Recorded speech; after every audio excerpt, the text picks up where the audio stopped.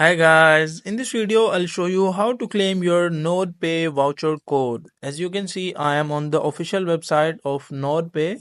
I am logged in my browser on my laptop. So you can use your PC or laptop or your phone to log in. And once you log in, you will see multiple options like dashboard, referral program, mission and rewards, earnings, medal and boost, transaction history. You will see everything, your total referrals, and you can see everything here and daily treasure simply claim. And what you need to do is, now how can you claim your voucher code?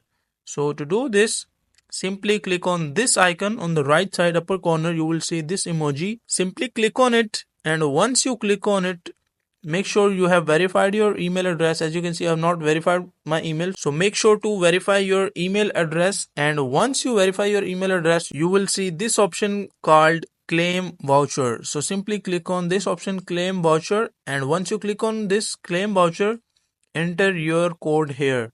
So simply enter your code on this option, and once you enter your code, click on claim voucher. And when you click on claim voucher, it will take a few seconds to load and your voucher code will be claimed. So that is the simple process of how you can do it.